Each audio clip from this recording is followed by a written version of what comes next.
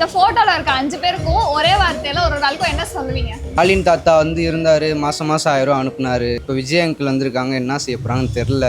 சீமான் தாத்தா ஊன்னு கத்துறாரு, ஆனா என்னன்னு தெரியல.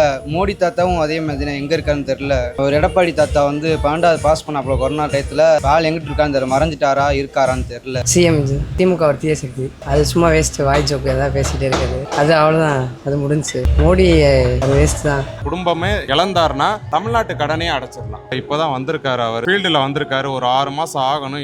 என்ன பண்ணுறாங்களோ அவர் இருந்து, ஆனால் அமைதியாக இருக்கிறவர், காரணம் கரெக்டாக வேலை நடக்கும். அவர் சிஎம்மா நான் வந்தேன்னா என்ன பண்ணுவாருன்னு சொன்னாங்கன்னா, தமிழ்நாடு மக்களுக்கு வேலை வாய்ப்பு. எடப்பாடி ஐயா எனக்கு ரொம்ப பிடிக்கிற காரணம் விவசாயம் பண்ணுறவர், இறங்கி பார்த்தவர், அவருக்கு அந்த அனுபவம் தெரியும். சொல்லுவாங்க நிறைய பேர் வந்து அவர் டீ கடையில் தான் வேலை பார்த்தவர், ஆனால் அவரால் நம்ம இன்னைக்கு பாதுகாப்பாக இருக்கும். அவர் இந்த ஆட்சிக்கு இல்லாதது கொஞ்சம் நல்லதுதான். கிராமத்து அந்த சைடில் வந்து கொஞ்சம் இது பண்ணியிருந்தாருன்னா கொஞ்சம் அவங்களுக்கு கொஞ்சம் நல்லா இருக்கும். நான் அவருக்கு தான் ஓட்டு போட்டேன், அவர் வந்திருக்கலாம்,